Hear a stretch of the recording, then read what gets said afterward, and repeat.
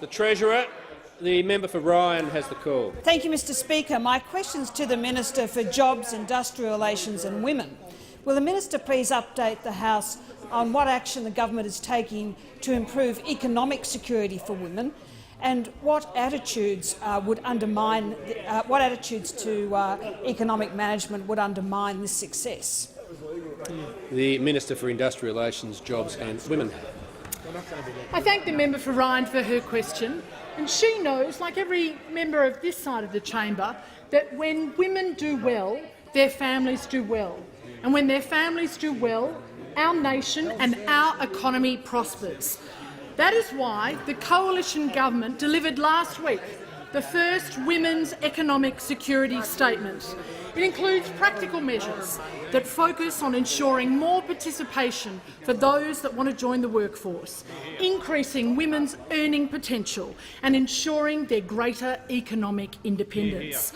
One such measure is the flexibility of the government-funded parental leave payment. We know that there are more than 2,300 families that miss out on the government-funded parental leave payment because of the lack of flexibility. It is too rigid right now. You can't say to all families you must only take it as 18 weeks. You should instead give them the flexibility to make decisions that are right for them and for their families, and that is precisely what we have done.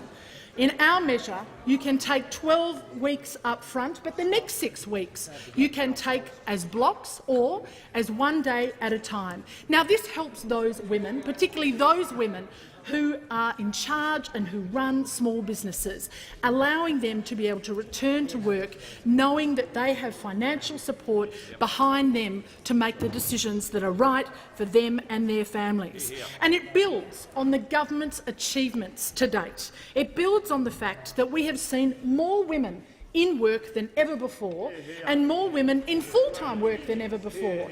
And as the Prime Minister quite rightly pointed out, under our government, we have seen a reduction in the gender pay gap, down from 17.2% under the previous Labor government to 14.5% under us. Still too large, but heading in the right direction. And sadly, those opposite simply pay lip service to women's economic security. They refuse to get on with practical measures that will actually support women in building their financial security. They should support the government's catch-up contributions when it comes to women's superannuation payments and tax deductions for those people, no matter who employs them, no matter how they're employed, being able to have a level playing field in achieving their financial security through their superannuation. But those opposite have said that they would in fact scrap them. They should stop the rorts and the rip-offs in the superannuation sector that would actually add $2.5 billion to women's economic security, but instead they are opposing them.